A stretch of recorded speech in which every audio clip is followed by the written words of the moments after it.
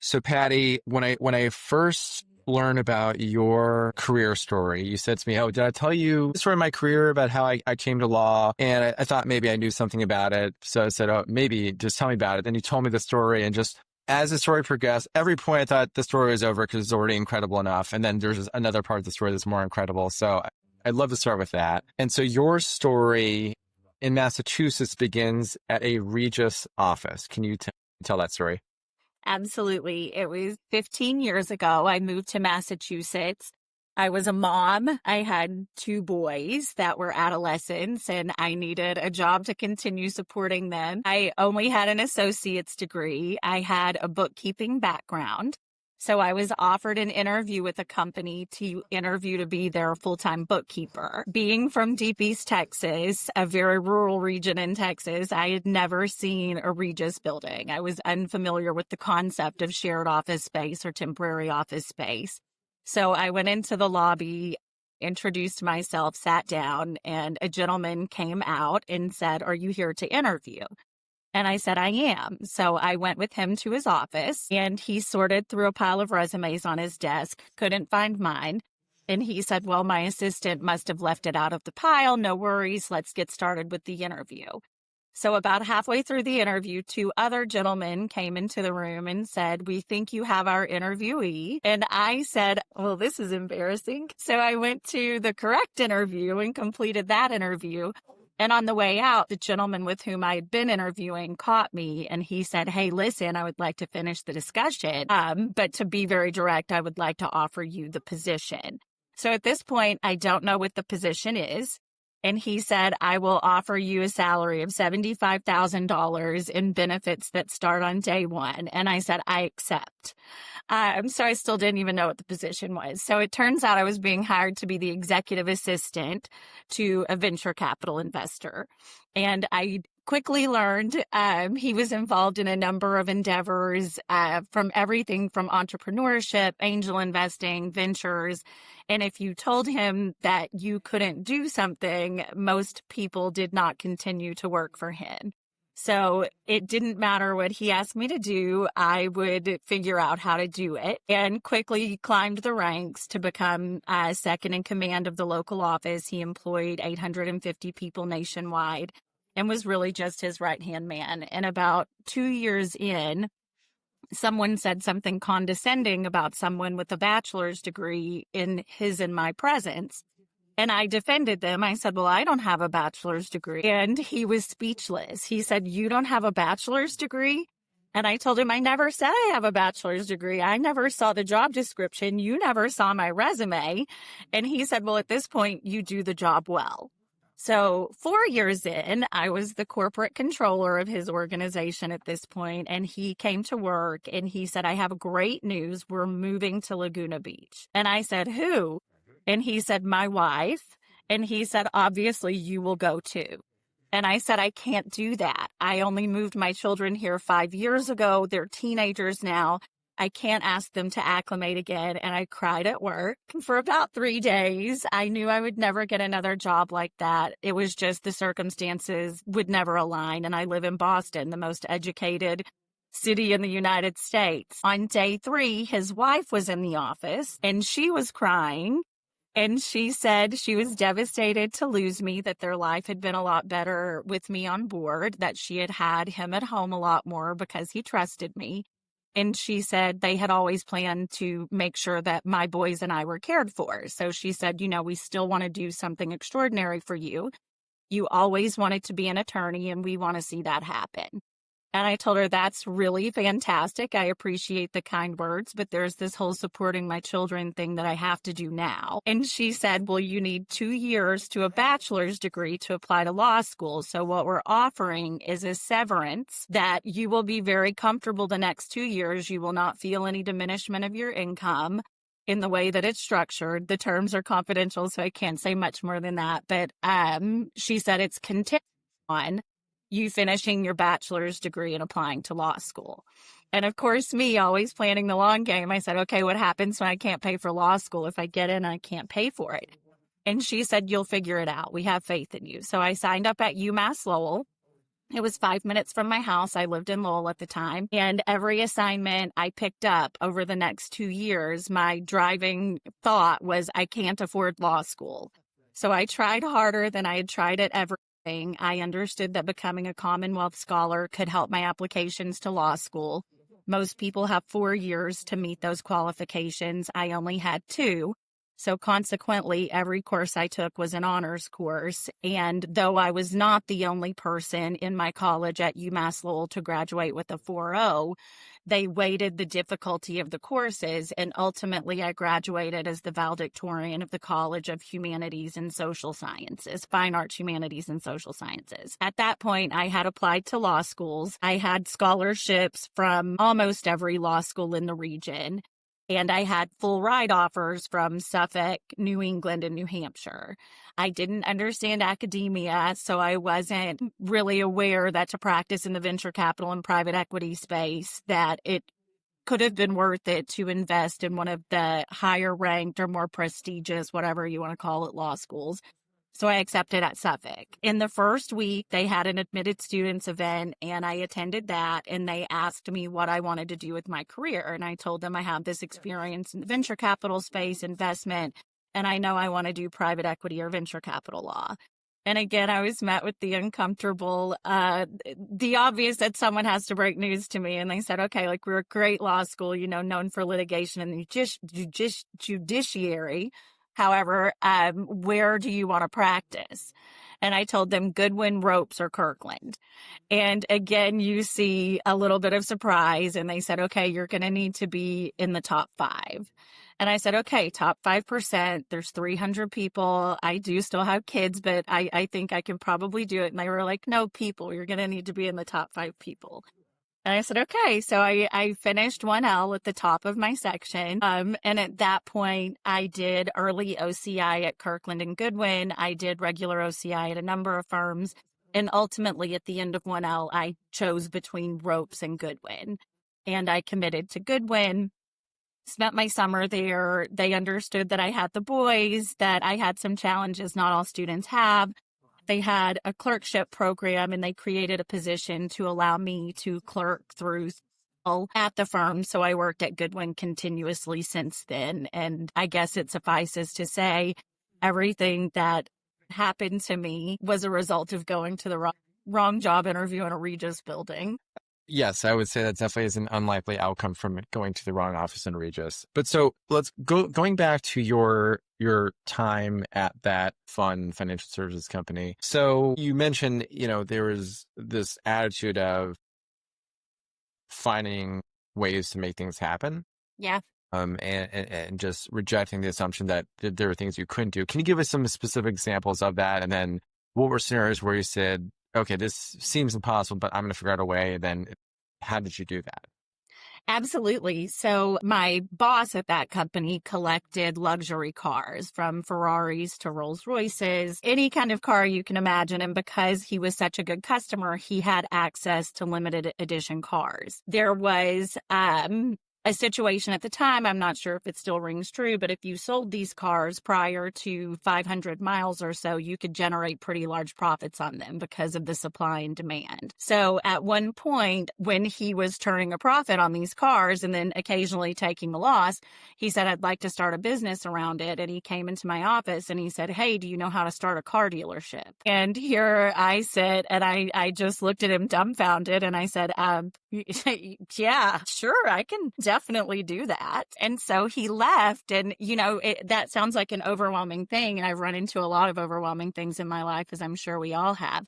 But the fact of the matter is, the concept of a car dealership is not new. Someone has done it before. Therefore, I only need to do the proper research to figure out how other people have done it, and therefore we can do it too. And that's exactly what I did. I figured out the permitting system, the allocation of cities, how many permits they have, how you go about one, that you have to have an office on site where you keep your inventory, all of these registration requirements. And within 2 days, I had delivered him a full plan from the entity creation, formation, all the way through the permits and registrations with the state and the cities and a plan to how we could open a car dealership. He was in everything from farms in the Midwest. He was a genius investor. So when the crisis happened, the property and housing crisis in '08, he bought up all of the farmland that the farmers had lost, and then he leased it back to these same farmers. That was their only way to make a living. So that was one blanket rent payment a year. He would pay one insurance payment a year, and these investments just ran themselves. So farmland was something I worked on.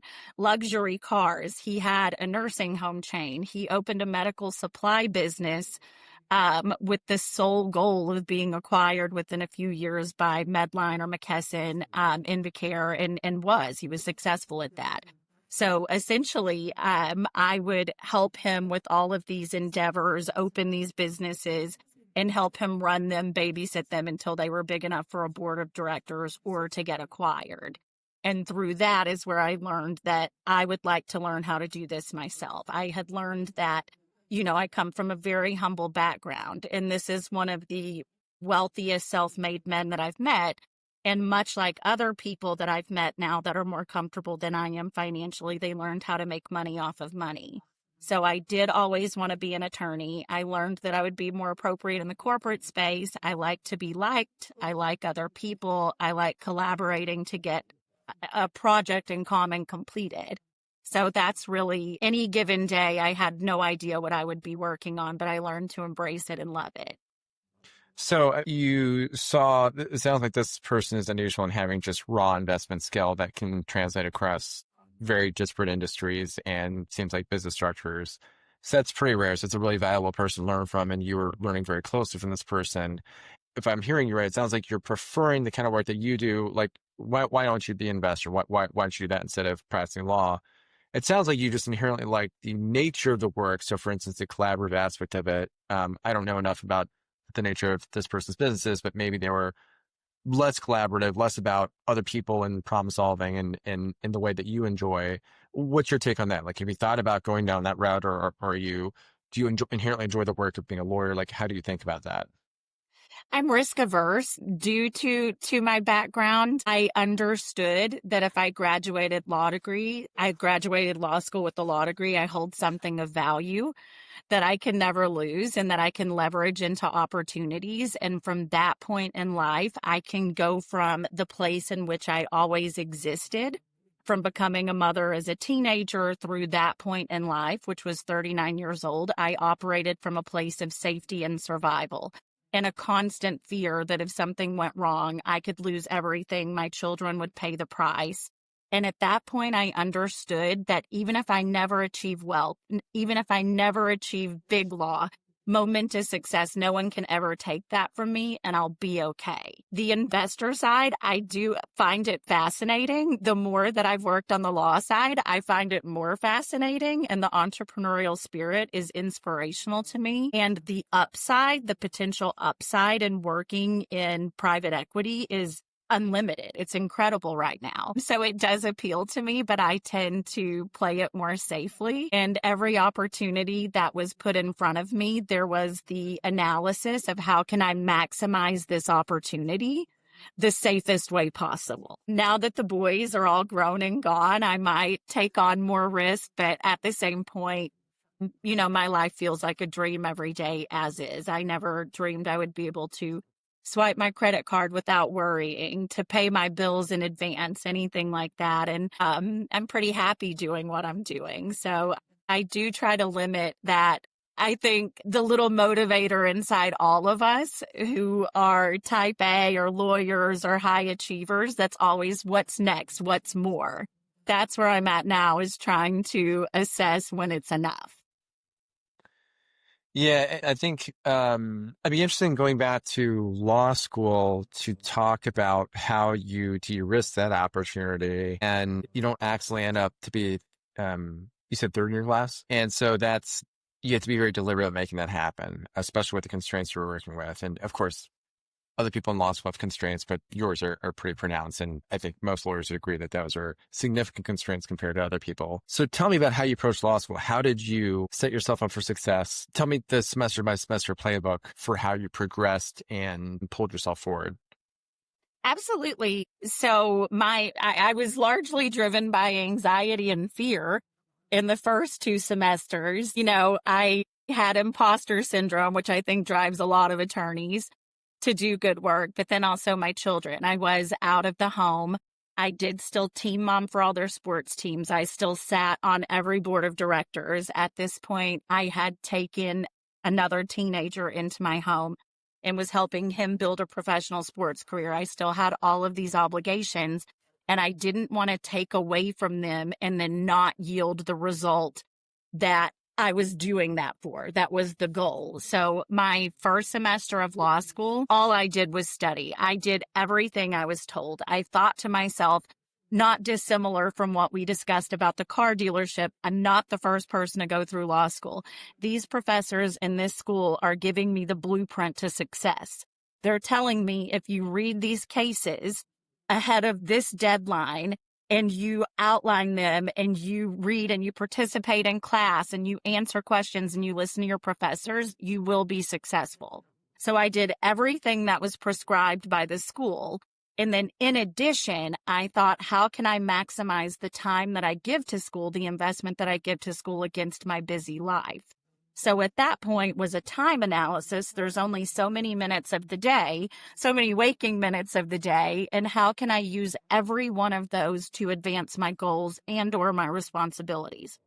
So where it could be that between 30 minutes between one class and the other class, other people would walk to get a coffee and socialize. I would sit and outline my materials for that class. I had one course in which I did not understand the professor's preferred approach to teaching, nor did my classmates. I think he forgot we had the toolbox of a while. He was a brilliant Yale guy, had worked at the SEC, and he just taught on a very high level. I quickly realized I would not be able to learn contracts from this person, not due to any fault of his. I'll just say I couldn't learn in that style. So instead of spin my wheels and listen throughout that class, I would, in that class, do my homework for other classes. And then I also downloaded all of the Barbary contracts courses that you do as a and I would put in my AirPods and I taught myself contracts through Barbary in that time period. I did end up winning the jurisprudence award for the highest grade in the class in that course through that method. So there were sometimes there was an analysis of figuring out just what works for me and how to do things more efficient. I did have social concerns. Despite being an extrovert, a social butterfly, I was much older than all of my peers. I did want to fit in. I did want to have those lifelong friendships. And every Friday, everyone would get out of school around 1:32 and they would go to Sidebar at Suffolk on the side of the Suffolk building. And that was like the team bonding. As much as I wanted to enjoy the social aspects of school, I would go to the library instead. It was the only day a week that the library was slow, that it was quiet, and I would do all of my outlining. Other students quickly picked up that I was ahead on outlining, that I like to be helpful. So anytime students missed class, I would share my notes with them and even my outlines at the end of the semester, where other students tended to be more protective of their outlines. It was my opinion that if you waited until 2 weeks before the exams to start, I'm not going to have to outcompete you for rank, which was the concern of all law students. So I would share my outlines and even teach them the material. We would go in study rooms and I would help them. And that was another way I helped drill it into my brain.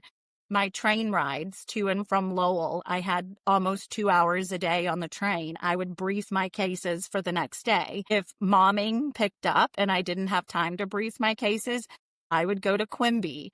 I would at least do every little bit that I could. But that whole, I would say throughout the first 2 years of law school, it was figuring out how to make every minute of my waking day work toward my goals. How do you think about, law school is, for better or worse, a zero-sum game in terms of rank, right? So in that sense, it's zero-sum, and it's a very important sense of how I go to law school.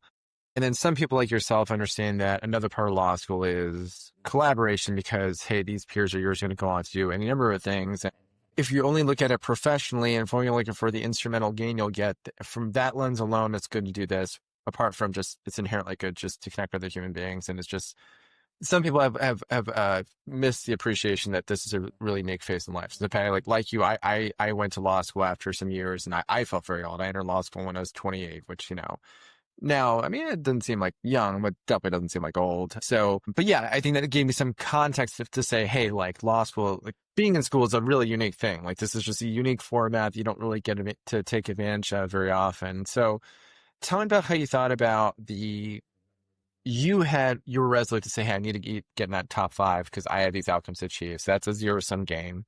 But then there's these collaborative ways to work with other people. How did you synthesize those two beliefs and attitudes then and now? So innately do believe in karma, not in so much as there's a cosmic force, and that's around like checking everyone. But I do believe that what we put out is the energy that we see around us and the energy that we notice and let affect us in return. And I do believe in helping other people. I do believe good things come of it. And then there's also the pragmatic knowledge of we all need a network. And they stress that in law school. Friend my professors, I would go to office hours just to chat with them. I ended up being the research assistant to Joseph Glannon, who's well known in the lawyer's world of academia, textbook author, the Glannon guides we all used at exams. That was a valuable relationship. The contracts professor from whom I had a hard time learning offered me the opportunity to be his contracts teaching assistant the next year. And I took it because it had been such a challenge for me. I understood him at this point, and I thought if I understand why they're not understanding what he's teaching, I can bridge that gap. That course had 105 students in it. My office hours were packed every week. My reviews had every student in the class. And by wanting to help others and then also seeing the opportunity to learn contracts even more, because I knew at that point I would be practicing at Goodwin and also taking the bar exam, that's where I made my best friends in law school. I have 2 lifelong girlfriends that were from my class. And then I can't tell you how many friends from the class after me from being their contracts teaching assistant, including 2 of my best friends in the world. One is at Paul Hastings. Him and his wife made me the godmother to their baby. The other is at Kirkland, and both of them just helped through law school, helped with their career search, and we ended up making best friends. When I recently decided that I would like to try something new and switch firms during the time that you and I met, that I reached out to Freshwater Counsel, I'm very open. It was known in the community that I was looking at making this change. And I can't tell you how many people from various firms, including these 2 from K&E, from Paul Hastings, a friend at Greenberg Traurig, Ropes, people reached out from all of these law firms offering to help me, offering you should come here. I'll put in a great word with you here. And these are all people that I met in a capacity of wanting to help them. So I do think that by trying to advance my own goals and rank as high as I personally could on my own merits without doing anything ugly or dirty, but then also trying to help people, which I also understood was reinforcing my learning. I do think it worked in conjunction to help me achieve academic success and then also building out a really big network. Yeah, that's a really interesting way to tie the two together. The asset of doing so well is an asset you understood would be useful to the people. There's a social benefit to you leveraging your performance. Absolutely. And I think that's completely applicable in the law firm context too. I look at my experience. I'm a rising 6th year now. I've been doing this a little while now. And I look at it and I would tell you, of course, in BigLaw, you've got to be a wonderful attorney. You have to do great work. You have to be responsive, treat your clients well, be eager to learn, produce a work product that's consummate with your year and the experience that you have in your billable rate. All of that's important. But I think internally, as far as finding support and opportunities for advancement, it's just as important to be liked.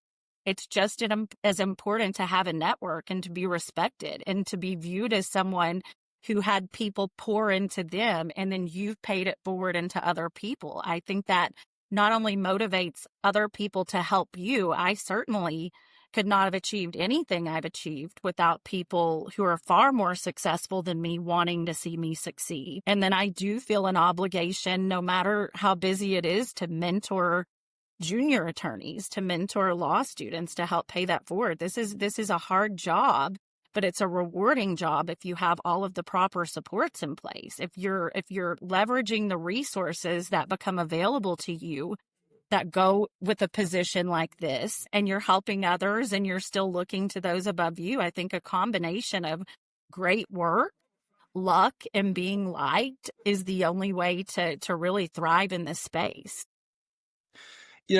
Another interesting transition in your story is the transition from so when you worked for the founder that you worked for, at that phase, you were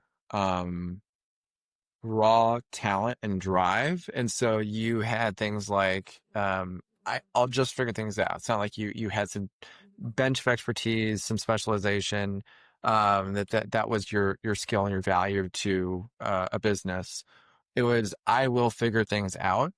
And so for yourself, it sounds like with your own career, I missed it. I didn't hear a vision for what will come next in your career that you said, hey, that's what I'm aiming towards. But then it seems like by the time you got to law school, you had a very clear and definite vision for where you wanted to go. And I'm inferring, but we can talk about it, that came from your experience at a fund working with lawyers where you had a sense of the law firms out there, because I think few people entering law school would understand with a lot of specificity the firms that have strong ECVC practices or whatever nature of work they're looking for. Very people who had that definite goal in mind. And so what was that transition like for you to go from, I'm good at things, I'm getting feedback good at things, I still don't really know what I'm doing, apparently people are telling me I'm really good at things, to I have a vision for what comes next? I view that as a privilege. Before, I had done everything I had to do to meet the needs of myself and my family. So it was a privilege to finally have enough bandwidth to be able to exhale enough to picture, what do I want? What do I want for my life? And what is every experience that I've had until this point? What does it make sense to do? There was the whole litigation corporate analysis, right? And I did enjoy going into the litigation exercises. I was on a moot court team, but I had this valuable experience from working for a tax attorney when I was 23 years old as his receptionist turned legal assistant, and then moving in-house to one of his clients where I got my bookkeeping experience. I managed multiple entities they owned under one umbrella from a bookkeeping and accounting standpoint, to then moving to New England and accidentally getting a job with a brilliant serial entrepreneur and venture capital investor. And it was during that experience that, once again, although I was handling a variety of different tasks, I always organically gravitated toward legal. At one point, his law firm of record, Burns and Levinson, mistook me for an attorney. They thought I was general counsel based on the way I carried myself, the way I attacked the things we were working on, when I delivered documents to them in the format that I did. And it felt like if there was a loop throughout all these different phases in life that seems so different, the one constant was that I always leaned legal, and it was always in the numbers. So when I learned about this area of law during my summer at Goodwin, I knew I wanted to do corporate. There was no doubt about that.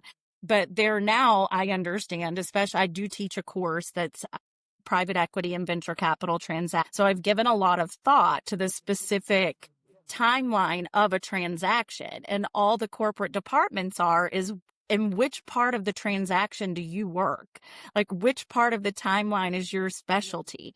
So I did know I wanted to work on transactions. I had originally, due to a mentor that I had at K&E, Amanda Border. She's a brilliant M&A attorney. I thought she was a big supporter of mine. I thought perhaps I would do M&A. My summer at Goodwin, as soon as I was exposed to fundraising, that was it for me. That was when I had the aha moment that you're speaking of, that I have found my purpose. And it was, so many lawyers, if you tell them you're going to operate in the world of spreadsheets and numbers and complicated calculations to figure out profits interest and carried interest, they want nothing to do with it. It excited me. I loved it, and I still do. There was also the aspect of helping people. I did become a lawyer because I wanted to help people. And you go into BigLaw and there's this misperception that you've sold your soul to the devil and that essentially we operate to help the wealthy get wealthier and that's the only people we serve. And I don't view it that way. When you work in funds, many of the large institutional investors represent pension plans and retirement plans. They've got mom and pop's money that they're trying to generate returns on to make sure they're comfortable in retirement. You have these inspirational first-time fund managers who have these ideas and they're willing to risk everything and they need you to partner with them. And it's that closing day where so many people hate closing week and it's so stressful and you're not sleeping. It was my first closing that I worked on as a junior associate, or I guess a summer associate. And of course, I'm sleeping. I'm being wined and dined throughout the week, but I'm seeing this process. In the most stressful week, when everything's wilding out and everyone is hating their jobs, I was so excited. It was so exciting to see a million moving parts converge at the exact same time, to see them tell this client who had become crazed that we're closed, and that transference to a place of gratitude and even emotion because of all of their hard work coming to fruition. And I thought, I want to do this. I want to work with this specific area. I want to help people. I want to help these investors close their investment. And they're so excited to be able to participate. But then my clients, the fund sponsors, are so excited that they are participating. You're witnessing and facilitating relationship building in real time. And it really feels like the work that we do matters. So that's the long story to get there. That's how I decided that's exactly what I want to do. And I will put all of my efforts into pursuing how to do that. So I'm looking at different phases maybe for you. And so maybe the phase where you're executing on somebody else's vision very skillfully and discovering things about yourself, so discovering like, oh, like I can run through a brick wall. Like I know that I'm capable of achieving. I don't necessarily have a decision yet for what I am looking to do with my career, but I'm satisfied with this. This is already fantastic. Like I'm very gratified with the progression that I have here and the way that I'm valued here. I know the context for it. I know that I have an associate's degree. I don't even have a bachelor's degree. I know this is an extraordinary outcome for somebody with circumstances to achieve. I've made the most of this opportunity. And then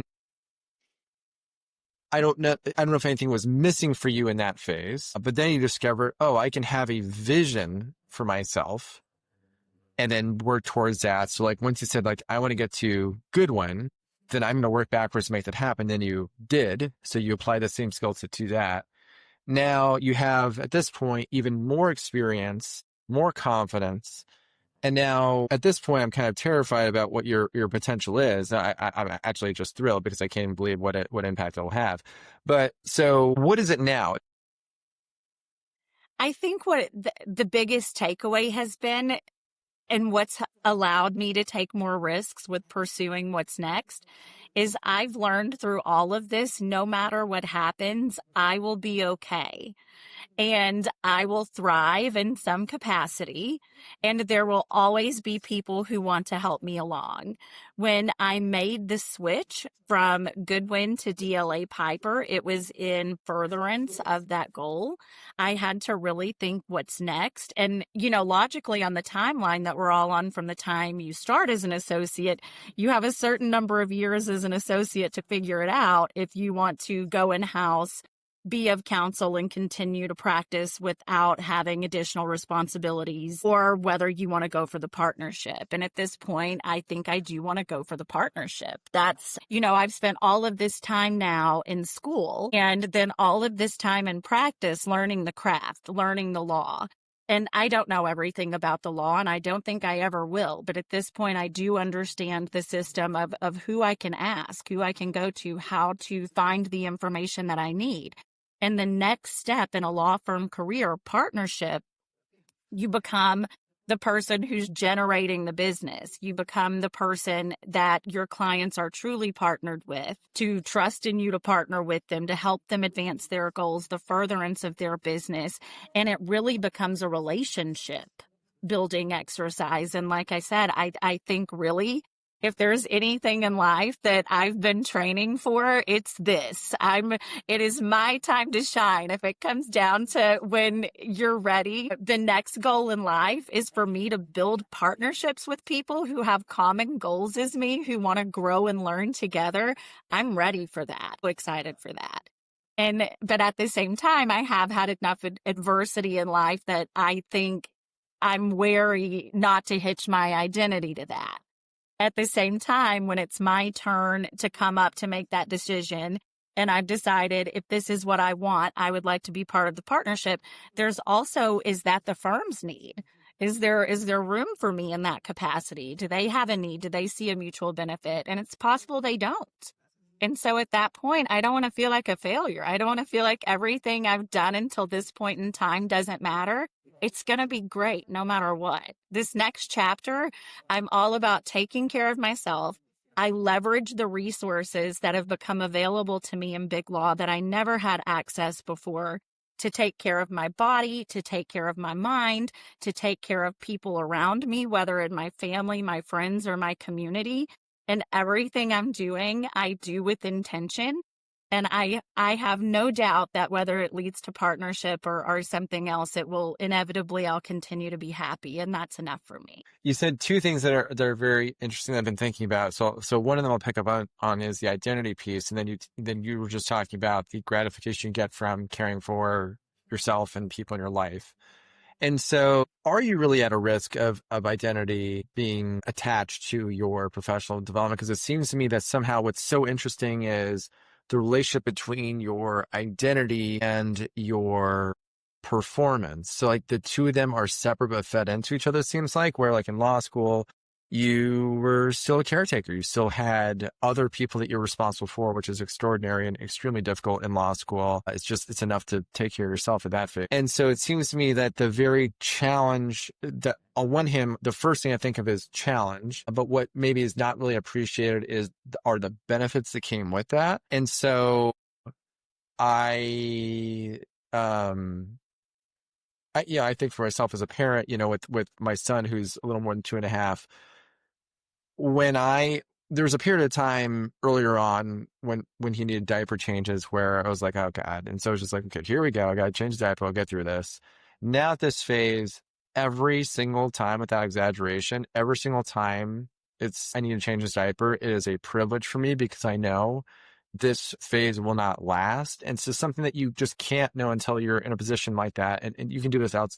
It doesn't only have to come from parenting. I think there's other ways you can get meaning in similar ways where there are things that seem like only downside, only difficulty, only challenge that have these benefits for you and give you gratification. So I wonder for you, did the other responsibilities and other identity you had in law school drive you forward, give you meaning? What was the relationship between that and your performance in law school, which the two are somewhat separate, right? So like, what was the relationship between those two? And have you had kind of a separation of identity from this professional performance?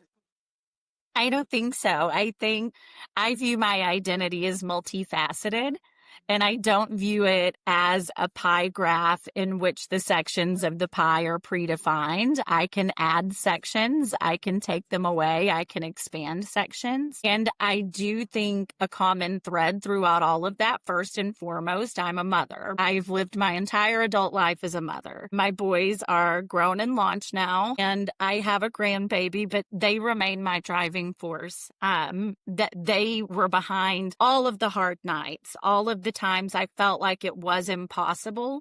When you have to dig deep into strength you don't even know you have in you, it was the boys. It was my children. It was a desire for them to have more than I did. It was a desire for them not to become statistics of a teen mom or someone who didn't have an education for most of her life. I wanted equal opportunity for them. At this point in life, though they are grown and thriving, I still feel an obligation. I am exposed to people in financial situations much better than mine, and I see how much of a difference it makes when kids even inherit a house. Something as simple as inheriting a home, how that can change their trajectory.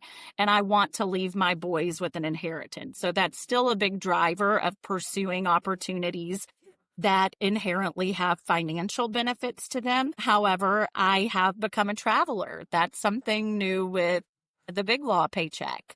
You know, one benefit that seems taboo to talk about or people tend to avoid it is the money. A lot of us are doing this or did this initially for the money. Yes, we also wanted the training.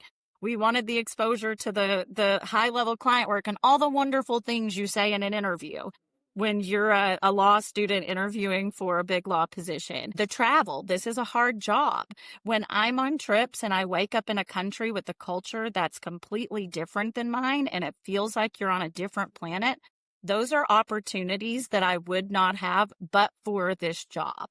So that's a motivator to continue to be excited about my job, not to view it as something I have to do, but something I get to do. All of the increased investment in myself. I get massages regularly. I invest heavily in functional medicine, in NAD plus drips, in the whole thing. You name it, we do it, in yoga classes.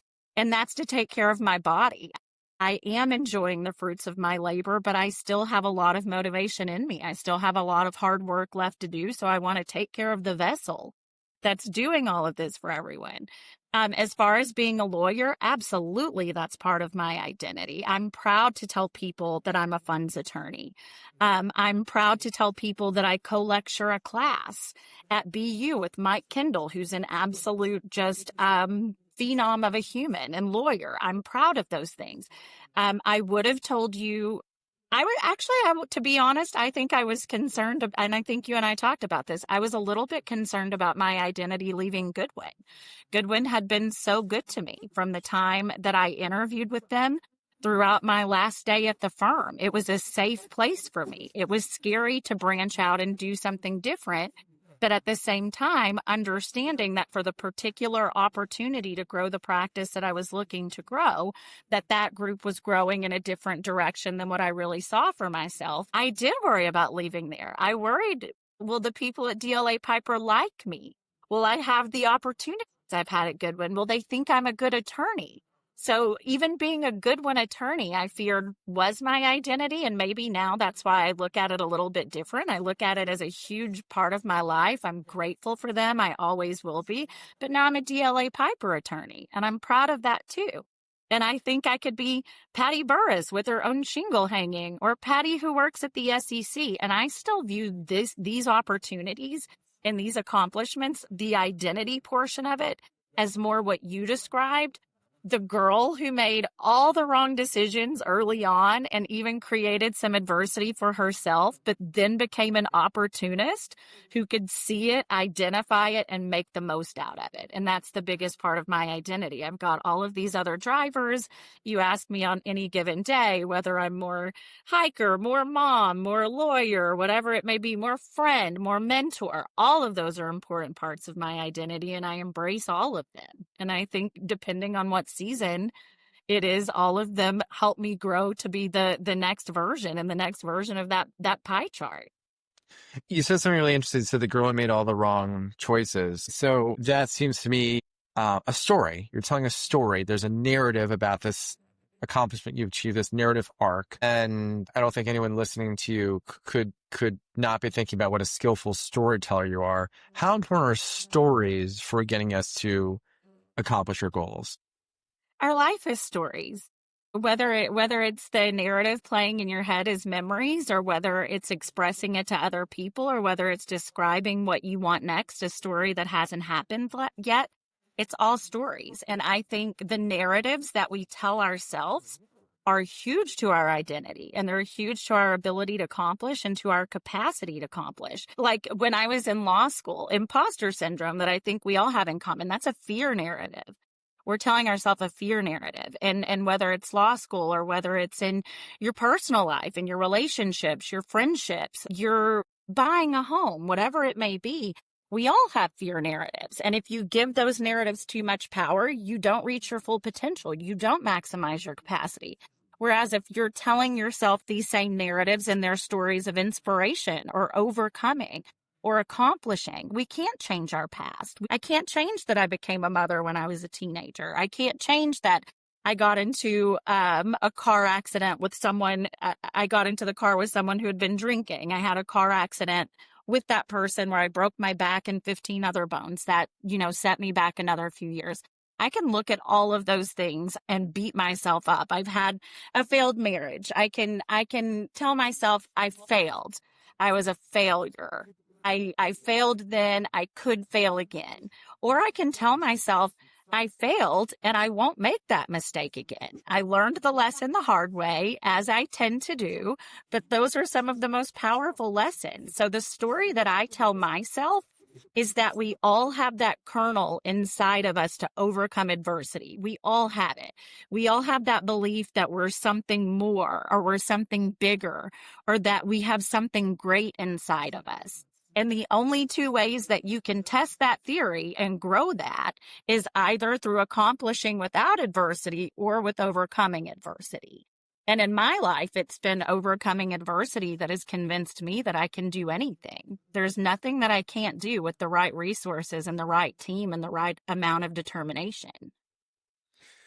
I wonder if you have noticed this, but it seems to me a lot of people that are comparably talented, comparably hardworking, comparable performance still struggle with meaning and still struggle with direction. You can see it in different phases of life. In the concept of law, you can see it in law school. You can see it after that. I mean, there's a lot of people who have very serious challenges with trying to make sense of where they are, what comes next.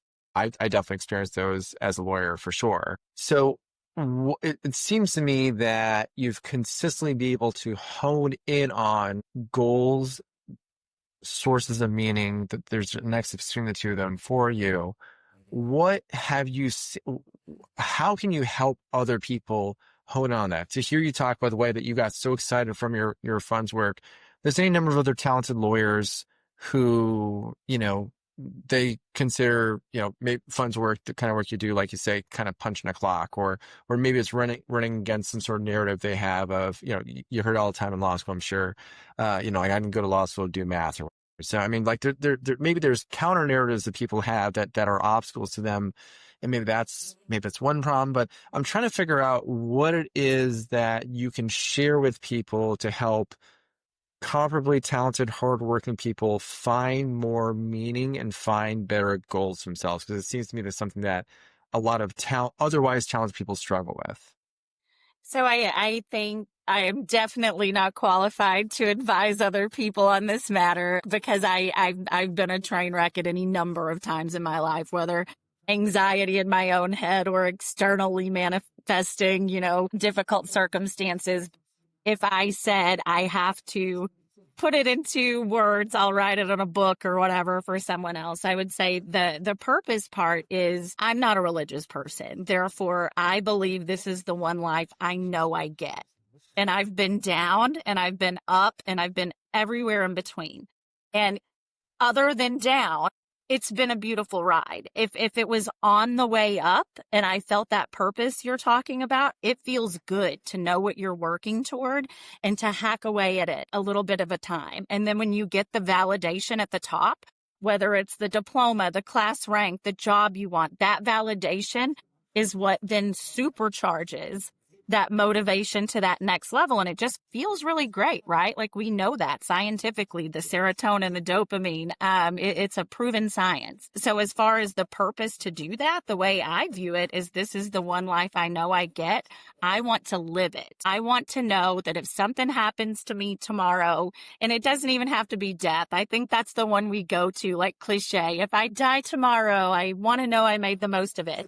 I know what it feels like to wake up and be in a wheelchair and be told you're never going to walk again. If I wake up tomorrow and I find out I can never use my legs again, I want to make sure that I use them to the best of my ability every day that I had them. I don't want to know what it feels like to live with that regret. The same of my brain. People that have early onset Alzheimer's, think about attorneys. Our brain is our capital. This is our well-being. If I find myself in a position to receive a diagnosis like that, I want to know that I learned everything that I could, that I taught other people everything that I could, that I made a big difference in people's lives. So it doesn't matter what it is, the specifics of it. So the first part of that, the purpose, I think it's accepting that we have very limited time here, and it's your responsibility to make this experience what you want it to be. And we all get dealt hard cards sometimes. I will not hold it against anyone for having a hard day, a hard week, a hard year, and even people who've had so many hardships that they just can't continue to do it. And they give in and they quit and they don't want to do it anymore. I don't begrudge them that. It is hard. But if you're able to lean on those around you and you're able to find that little kernel inside you that still believes you're great, I do think that you have a big enough purpose to overcome just about anything.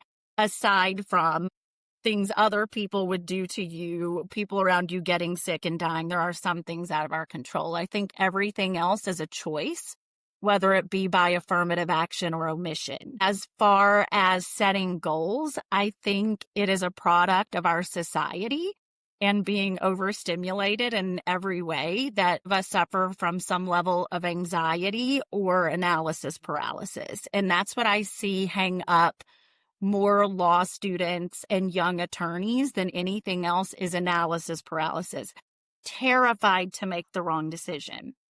Where it's been my observation through people that I've mentored in my own journey, pick one thing and then stick with it. Don't get up every day and say, I have to go to work. Get up and say, I get to go to work. I have to talk to this client today. I get to. This is an inspiring person who has accomplished things I respect. I get to talk to them. Have a good attitude about what you're doing and don't forget to stop trying. Don't get comfortable. But I think the issue is the first little hint of I'm not enjoying this, or I'm not enjoying my law firm, or I'm not enjoying the people around me. We automatically determine we chose wrong, and we have to make this huge pivot to something different.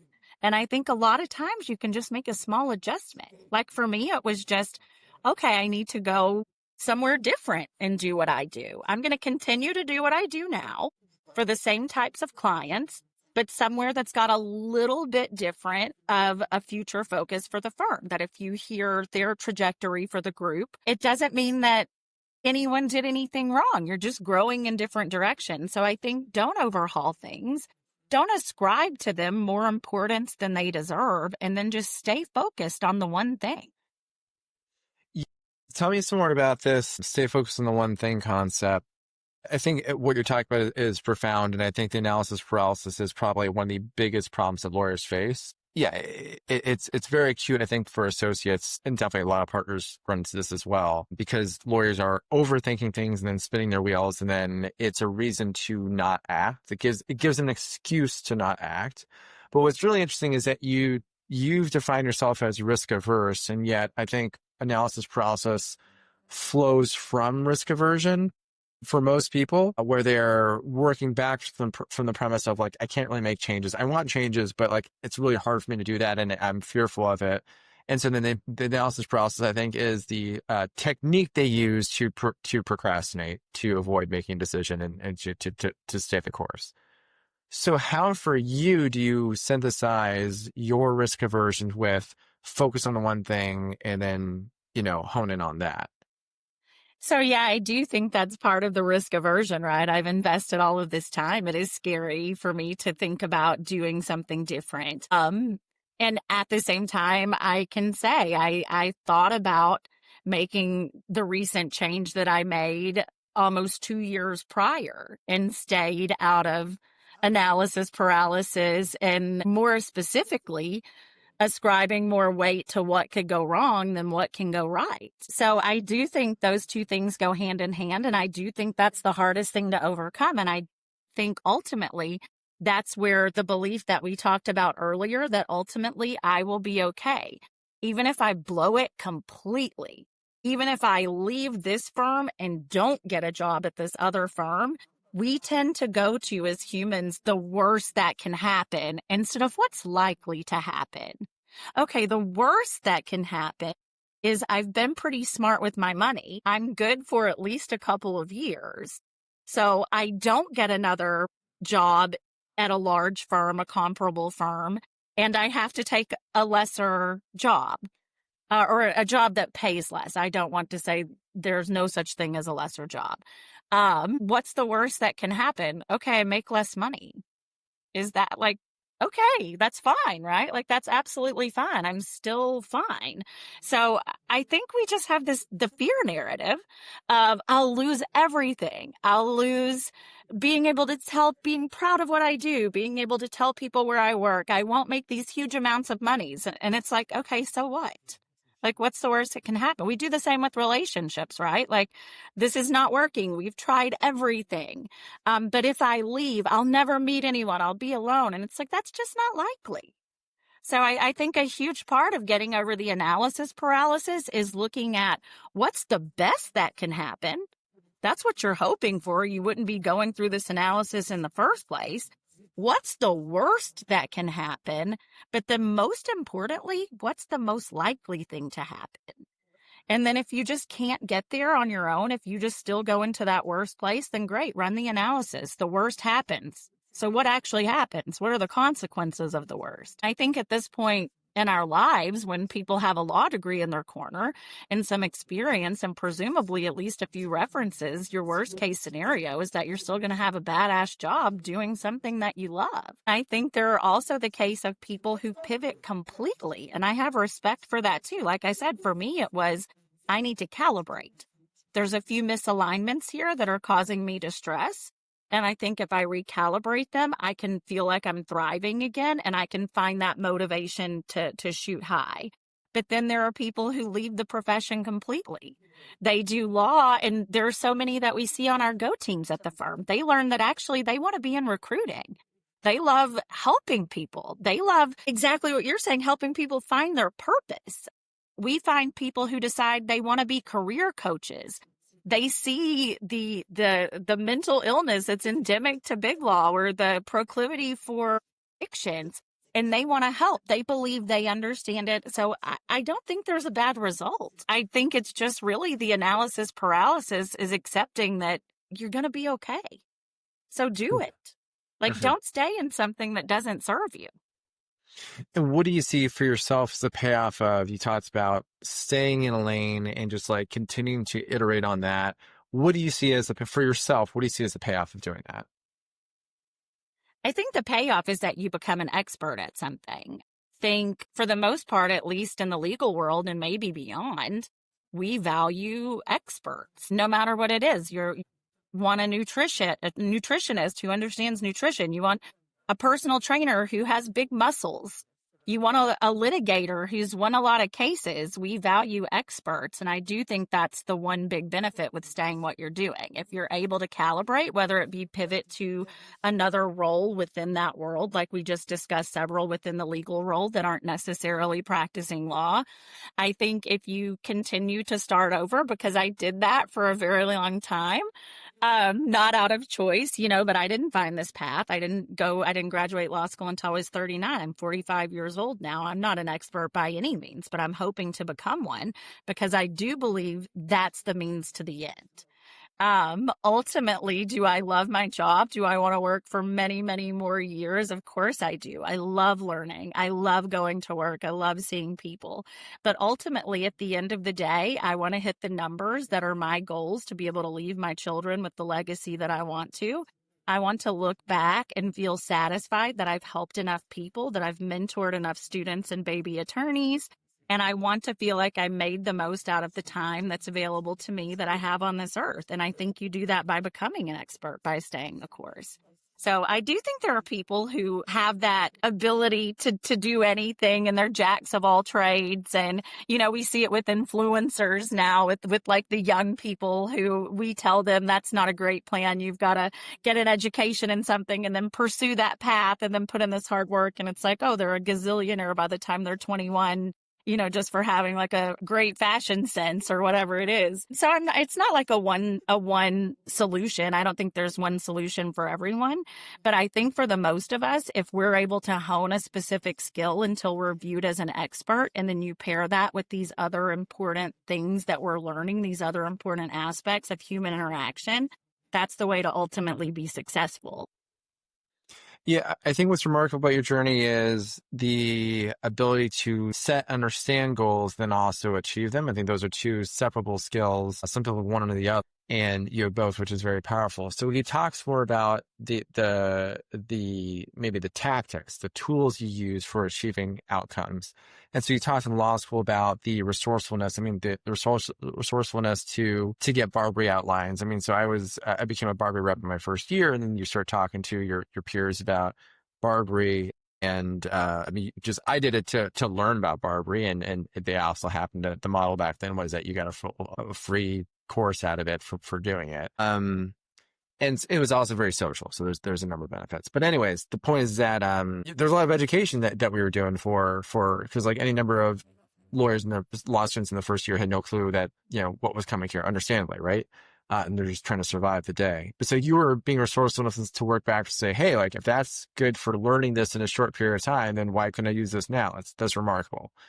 So I think of tactics like that as being, no matter what your goals are, or even if you don't know what your goals are, you'll achieve things. And then from there, you can, that puts you in a better position to make decisions from there. And so like, let's say you use the tools that you have and you graduate top of your class or get into the kind of job you want. Maybe you don't know what you're doing from there, but hey, like you're in a pretty great spot to begin with. So let's talk some more about those techniques, because I think that's very helpful. So the ones you talked about law school, very interested if you have others you want to share and add. But as a lawyer, what are the kinds of techniques of resourcefulness or tools that you've used to level yourself up that you can share that probably are not appreciated or used? So there's a couple of buckets of that. The primary one being human capital. I will say I approach every analysis the same. I think we tend to overcomplicate things. And if we have, whether it's a goal or a problem, it can be either. They can be interchangeable for this. You have where I am now is right here. And then this is where I want to be somewhere down the road. If it's a problem, this is where I am now. This is what I'm solving for. If it's a goal, this is where I am now. This is where I want to be. The only thing between those 2 points on the timeline, the only distance between those two things is a series of actions. And so the analysis is, if this is where I am, this is what I want to be, what do I have to do to get there?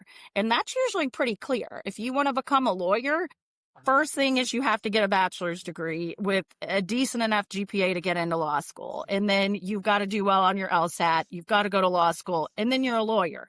And then from there, let's break it down semester by semester.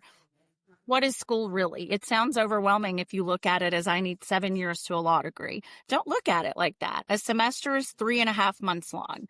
We're human beings with incredible potential. We can do anything for 3.5 months at a time. If you are qualified enough to get into school, you can be successful for 3.5 months at a time. And then you get a good long break, and then you just have to do it again. So I think number one is setting a clear timeline of where you are versus what you want to be, identifying and defining the goal. Number two is identifying the steps between where you are and to get to that goal. So now you start down that timeline, and then what's the pitfalls? And that's really what we deal with in a law firm context, right? And it's like, okay, great, this obstacle has now popped up. I was on my path. I understand the goal. I understand what I have to do to get there, but this obstacle has come up. So now what do? We identify resources. What is the problem? Simplify it, put it into words. And then what are the resources required to clear that obstacle? And sometimes there may be something that we don't have access to. Maybe there's a financial need needed to clear that goal and we don't have access to it. But almost at any point, if you can't identify a resource that's easily accessible or which you can access with a moderate amount of effort, ask for. If you're in law school, that's your professors, that's your peers, that's the deans. It doesn't matter what you're going through. If you try to do it without help, you're probably going to fail. In a law firm, it's a senior associate. It's a partner. If it's something that's substantive, that's law, that's out of it's a specialist, it's a tax something, it's a banking, a regulatory. There are people to ask. If it's something personal you're going through, you're not advancing toward the benchmark at the rate at which you should, talk to your attorney development manager. Talk to your training team about what trainings are available in the subject in which you're deficient. If you identify a deficiency, there are ways to solve that deficiency. You just have to break it down into a very clear path of what that is. And that's what I mean by human capital. I think most of our problems can be solved by communicating. By the time you're in a law firm, you have a team. This firm's invested in you. They've put money into you. They've put time into you. Their clients know you. They want to see you succeed. So if you're struggling with something, you need only to tell someone and brainstorm it with these other geniuses that you work through who are experiencing the same thing in life that you are. If it's a parenting thing, talk to another parent at the firm. Maybe they've got some hack in their routine that you haven't thought about yet. So I think most problems can be solved with human capital. From there, we have all of these incredible tools available to us now, like AI. I automate my life with AI. My challenge right now is time. I want to work out. I want to eat right. I want to have a supplement stack that serves me, but I work a lot. So what do? I use ChatGPT. I run ChatGPT. It feeds out my meal plan every week. I eat the same exact thing for breakfast and lunch, and I get the variety I want out of dinner. That simplifies shopping. It simplifies planning. It's giving me the macros that I need for my workouts. I plan my workouts also around my schedule. I'm not logged in until 9 a.m. every day. So I asked ChatGPT, plan me workouts. It tells me exactly what I can do at home, or if I have time to get into the gym, what to do there. My supplement stack, I tell it my age, my weight, my physical status of how much I can do, how active I am, how sedentary I am at work. It will produce the supplements that most people should take that you can confirm with your doctor. I tell it I have longevity and wellness goals. It suggests additional. There's no excuse in my mind to suffer. And I will qualify that to say I'm speaking with great privilege. With that comment, I'm speaking specifically toward people who are in law firms. I don't think everyone on the planet has access to everything to make their life easy. But I think for us, there are innumerable tools to overcome the obstacles using the resources we have available to us. You didn't have these resources before. So can you go get the new fancy car? Of course you can. Can you go buy the house and be house rich? Like, sure you can. But I don't think that makes a lot of sense if you're not using those same resources to just maximize your quality of life. So I think between communications, human capital, leveraging AI, training materials, there's nothing that comes up in a law firm context that you can't overcome. It also seems to what you're talking about is it seems that you've had a really strong sense of your values in terms of how you allocate your time, attention, money. And in doing so, that makes it clear to you what you're willing to sacrifice. Like, you are a very social person, and you can just feel the drive you get from talking to people and connecting with them. And so it must have been a really difficult thing for you in law school to give up that social time. End of the week, blow off some steam, relax. You have so much pressure. Just sidebar's right around the corner. But to say, I'm going to sacrifice that for this. So, and then you're doing it now. Like, now you're fortunate you have significant financial resources and you can allocate that in a variety of ways. But now as well, you're allocating your time, attention, capital to the things that are highest value to you. Can you talk some about that concept of sacrifice and how you've applied it? Sure. I think the best way to look at sacrifice is that it's temporary. I would tie it back to that concept of a semester is only 3.5 months. Like, yes, I do want to be at sidebar with my peers. I want to be bonding. I want to be supercharging my social batteries, but can I sacrifice that for 3.5 months and then make up for it over Christmas break?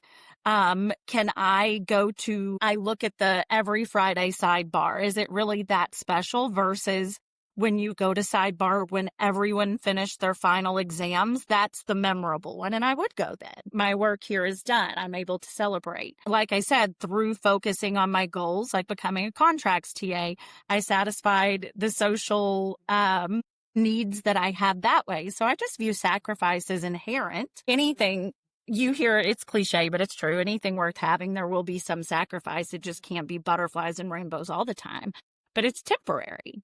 So how big is what I'm being asked to sacrifice? Like, what are the effects? Will it have a permanent and lasting effect on my mental well-being, my emotional well-being, or on my family? Then probably not something I'm going to consider doing. Anything else where, maybe I don't just love that part of my life for a few months. I understand that it leads to the life that I do want, and it doesn't seem that bad. It just seems like something else you have to do. It seems like two other techniques you're using there. One is like focusing on what's the highest ROI thing to do. So any given week, sidebar hang, not so high ROI. End of semester, sidebar, very high ROI. So only focus on things that are very high ROI. And then it also seems like you're stacking things. So like the TA thing accomplished two goals at once. It was developing your skill set. It looks good on resume, and then it was social. So you're stacking multiple things at once. I think so. I think one key to success in both law firm life and your personal life, any aspect of life, is identifying inefficiencies. If you can think in terms of strategy and how to combine things and make the most of it, like life just runs easier. And there are limits. It doesn't mean if you identify and solve an inefficiency that you should then take on another goal and fill that time. And I think that's where the balance of what you're talking about with making sure you're prioritizing what's important to you. In law school, a lot of it was just getting by. The kids' schedules were dynamic. Their social lives were dynamic. I was facilitating a lot of that. But once I got into the law firm life, it was a lot more predictable. Even the unpredictability is predictable. You know to expect it. And from there, my prioritization, my first couple of years, I came in really hot. I suffered the imposter syndrome, constantly scared I would lose the opportunity that had been extended to me. And I billed, I want to say 24 and 2,500 hours respectively. Those first couple of years, it may have been reversed. But even in those times, I operated on a wellness ratio. And this is where being a numbers nerd comes in. But my ratio was 7-2-3-1, 7:2:3:1. And what that stood for was 7 hours of sleep at night. That's what I need to function at a high capacity. 2 healthy meals a day to fuel my body and my mind. 3 workouts a week for the same reason, and 1 thing to look forward to on the weekend so I remember why I do all of this. And I never deviated from that for more than a couple of weeks. The only time I ever reached out and said, boundary limit, no more, I need to come off things, was when I was not able to maintain that ratio. And, you are very skillful at stacking things, because this is going to be audio only, but people can't see it, but you're climbing a mountain right now. Absolutely. I love thinking about all of this. I love thinking about and learning from others. You and I have had so many experiences, and I understand you're shedding the focus on me. You invited me to be on your podcast, but a lot of the conversations that you and I have had, I've taken away tips for myself. Even though your kids are still younger, there's insights that you've had, and even my thoughts on pivoting careers. You identified something that works better for you and your family in your posts about how much more satisfied you are in doing what you do now versus when you're this badass litigator. It's just like, I have so much respect for that. And if you don't ask people their stories and then really listen to what they're saying and deciding, like, you know what, I honor that in them. I would like to incorporate that into who I am. And I think as lawyers, we do it with practice. We see a certain way a partner communicates with a client, or even the way someone organizes their to-do list. And I think if we're constantly learning and open to improving, and we're humble and we don't believe we've got it all figured out, we'll continue to thrive and grow. From my time in Boston, near Suffolk, there's like Emerson, right? And so Ralph Waldo Emerson, uh, a quote of his that I'm not getting quite right is every man I meet in some way is my master. So there's something you can learn from every single person, and I've really tried to practice that way. There's something you can learn from everyone. So yeah, I think that's uh sounds like we share that idea.